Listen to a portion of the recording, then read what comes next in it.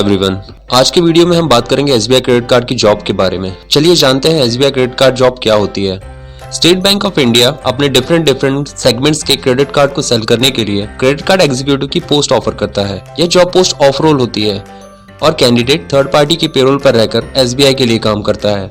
इस पोस्ट पर काम करने वाले कैंडिडेट दी गई जॉब लोकेशंस पर रहकर नए कस्टमर्स को क्रेडिट कार्ड की डिटेल बताकर कार्ड को सेल करते हैं। चलिए जानते हैं जॉब पोस्ट के बारे में। इन जॉब पोस्ट के लिए थर्ड पार्टी कंपनीज रिक्वायरमेंट के हिसाब से अलग अलग पोस्ट के लिए कैंडिडेट्स को हायर करती है।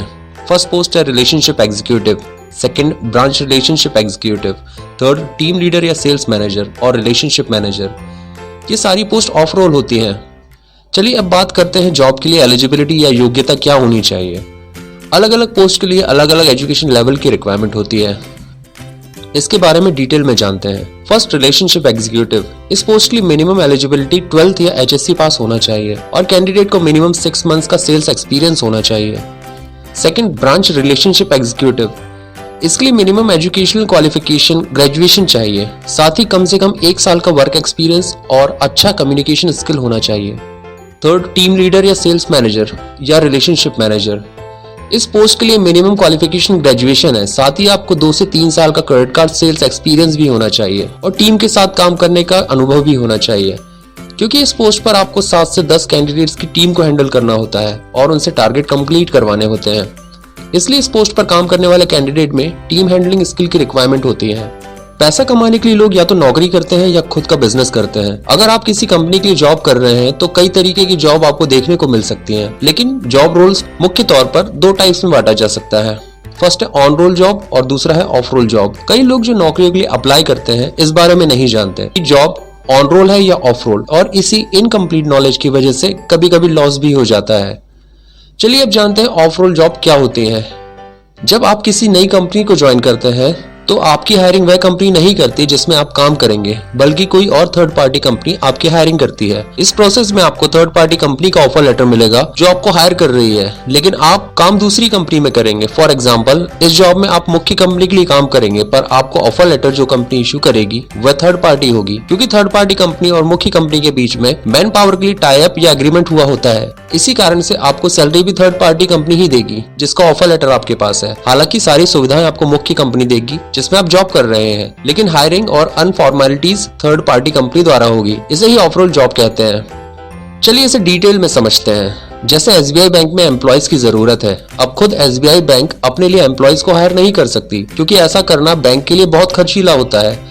ऐसे में कोई तीसरी कंपनी जो उसके अनुसार एम्प्लॉयज को हायर कर सकती है और बैंक के लिए काम करने के लिए तैयार करेगी, और एम्प्लॉयज एसबीआई के लिए काम करेंगे। तो जब एम्प्लॉय काम करेगा तो वह थर्ड पार्टी कंपनी के एम्प्लॉय कहलाएंगे। एम्प्लॉयज के काम करने की payment SBI third party company को देगी और कंपनी आपको सैलरी देगी। इसे ही थर्ड पार्टी पेरोल कहा जाता है। अब बात करते हैं सैलरी एंड टारगेट्स के बारे में। इस जॉब पोस्ट पर सैलरी कैंडिडेट के एक्सपीरियंस, नॉलेज एंड स्किल पर डिपेंड करती है। यदि आप एक फ्रेशर हैं तो आपको मिनिमम 12,000 प्लस इंसेंटिव तक सैलरी मिल सकती है। यदि आप एक एक्सपीरियंस कैंडिडेट हैं और ग्रेजुएट भी हैं, साथ ही आपको अच्छा नॉलेज है, तो आप 15 से 18,000 तक की सैलरी और इंसेंटिव पा सकते हैं। इसलिए आपको बताया है कि सैलरी टोटली आपके स्किल और एक्सपीरियंस पर डिपेंड करती है। जितना ज्यादा आपका एक्सपीरियंस होगा एंड स्किल्स होगी, उतना ही ज्यादा आपको सैलरी मिलेगी। चलिए अब जानते हैं जॉब पोस्ट पर टारगेट्स क्या होते हैं। यदि आप फ्रेशर कैंडिडेट हैं या इससे पहले आपने कहीं काम नहीं किया है और आपने डायरेक्ट इस पोस्ट के लिए अप्लाई किया है और आप इस जॉब पोस्ट पर काम कर रहे हैं, तो आपको जो टारगेट कंपनी द्वारा दिया जाता है वो मंथ के हिसाब से डिपेंड करता है, जैसे हम सेगमेंट्स में बांट सकते हैं। जैसे यहाँ पर M1, M2 और M3 लेवल होते हैं। M1 मतलब पहला महीना, M2 मतलब दूसरा महीना और M3 मतलब तीसरा महीना। जॉब ज्वाइन करने के पहले महीने में आपको 7 से 10 कार्ड हर महीने बनाने का टारगेट दिया जाता है। टारगेट आपको आपकी जॉब लोकेशन पर रहकर नए कस्टमर्स को एक्वायर करके कार्ड अप्लाई करवाने के लिए दिया जाता है। आप अगर फ्रेशर हैं तो आपकी शुरुआती महीनों में कार्ड सेल करने में कुछ परेशानी होगी, तो इसके लिए आपके टीम लीडर आपकी इस काम में मदद करते हैं। वह आपको अच्छा नॉलेज देते हैं, साथ ही जॉब ज्वाइन करने के लिए आपको कार्ड सेल्स के बारे में थोड़ी बहुत ट्रेनिंग भी दी जाती है।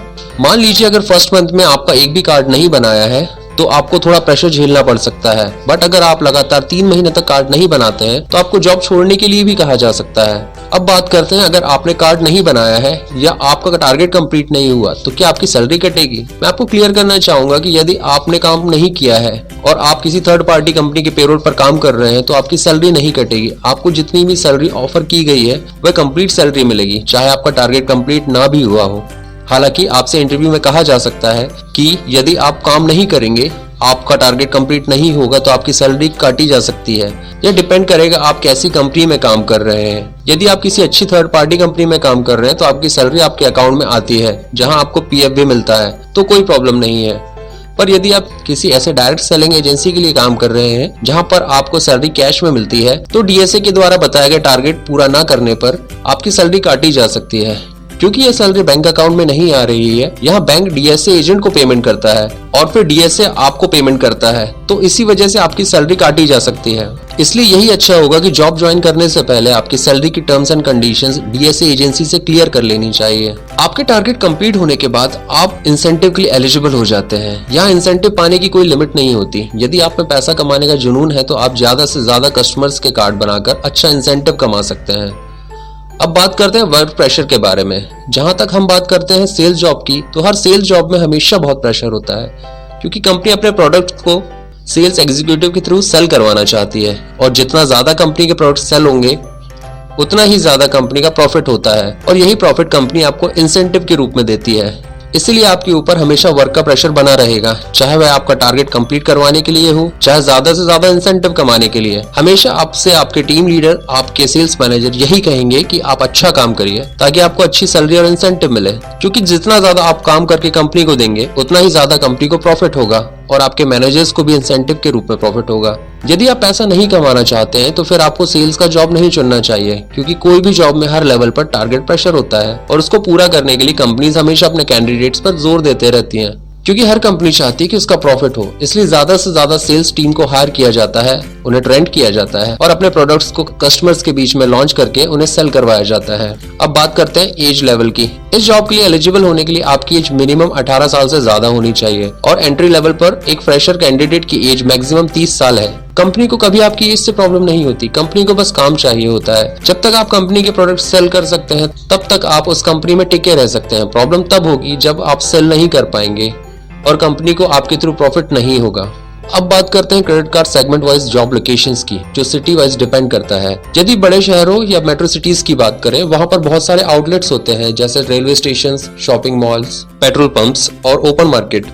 एसबीआई में डिफरेंट टाइप्स के क्रेडिट कार्ड सेल करवाए जाते हैं। यहाँ पर बैंक के कुछ कंपनियों के साथ टाई-अप्स भी हैं। रिलेशनशिप एग्जीक्यूटिव के लिए जॉब लोकेशन इस प्रकार है। यदि आप आईआरसीटीसी क्रेडिट कार्ड के सेगमेंट में काम करते हैं तो आपकी वर्क लोकेशन रेलवे स्टेशन पर लगे हुए आउटलेट्स होती है। अगर आप एसबीआई की शॉपिंग क्रेडिट कार्ड के सेगमेंट में काम कर रहे हैं तो आपका वर्क लोकेशन शॉपिंग मॉल्स या बड़े बड़े शोरूम आउटलेट्स होते हैं, जहां पर रहकर आपको कस्टमर से क्रेडिट कार्ड एप्लीकेशंस फिल करवाने होते हैं। यदि आप बीपीसीएल क्रेडिट कार्ड के सेगमेंट में काम करते हैं तो आपकी जॉब लोकेशन बीपीसीएल के पेट्रोल पंप आउटलेट्स होते हैं, जहां पर पेट्रोल भरवाने के लिए आने वाले लोगों से आपको क्रेडिट कार्ड एप्लीकेशन फिल करवानी होती है। यदि आप प्रीमियम कार्ड सेगमेंट में काम करते हैं तो आपको ब्रांच रिलेशनशिप एग्जीक्यूटिव की पोस्ट पर काम करना होगा, जिसमें आप एसबीआई की ब्रांच के आउटलेट्स में रहकर आने वाले कस्टमर्स को प्रीमियम क्रेडिट कार्ड के बारे में बता सकते हैं और उनके कार्ड एप्लीकेशन साइन करवाकर अपने टारगेट को कंप्लीट कर सकते हैं।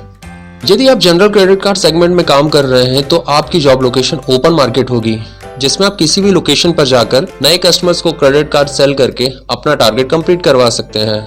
अब बात करते हैं कि इसमें इनकम कितनी होती है। तो बताना चाहूंगा कि क्रेडिट कार्ड सेल्स जॉब में सैलरी फिक्स होती है। यहाँ पर इंसेंटिव की कोई भी लिमिट फिक्स नहीं होती। जितना ज्यादा आप काम करेंगे, जितना ज्यादा आप क्रेडिट कार्ड सेल करेंगे, आपको कंपनी द्वारा उतना ही ज्यादा इंसेंटिव दिया जाता है। इस जॉब में आपको पैसा कमाने की भूख होनी चाहिए। यदि आप ज्यादा से ज्यादा पैसा कमाना चाहते हैं तो सेल्स जॉब ही आपके लिए बेस्ट ऑप्शन होगा। इस जॉब में इंसेंटिव की लिमिट ना होने के कारण कुछ लोग ज्यादा मेहनत करके हजारों से लाखों रुपए तक इंसेंटिव कमाते हैं।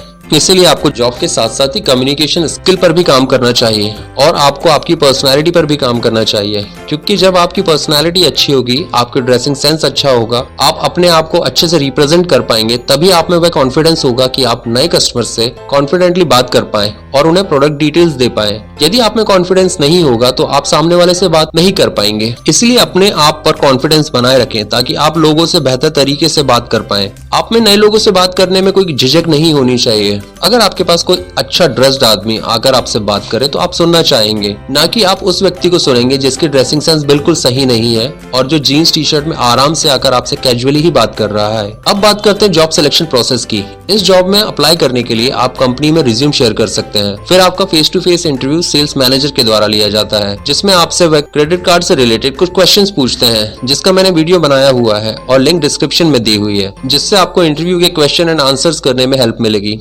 सेल्स मैनेजर के अप्रूवल के बाद आपके डॉक्यूमेंटेशन कंप्लीट होते हैं और आपको थर्ड पार्टी कंपनी के द्वारा ऑफर लेटर इशू कर दिया जाता है और आप जॉब ज्वाइन कर पाएंगे। फ्रेंड्स, इस वीडियो में हमने जाना कि क्रेडिट कार्ड जॉब क्या होती है, जॉब पोस्ट कितने टाइप की होती हैं, जॉब के लिए एलिजिबिलिटी क्या क्या होनी चाहिए। हमने ऑफ रोल जॉब्स के बारे में जाना, साथ ही जाना इसमें सैलरी और टारगेट कितना होता है। हमने यह भी जाना अगर आपका टारगेट कंप्लीट नहीं होगा तो आपकी सैलरी कटेगी या नहीं। साथ ही हमने बात की कि किस जॉब में कितना वर्क प्रेशर होता है और card segment wise job locations क्या होती हैं, साथ ही कितनी इनकम हो सकती है और सिलेक्शन प्रोसेस क्या है। अब आप SBI क्रेडिट कार्ड की जॉब के बारे में अच्छी तरीके से जान गए होंगे।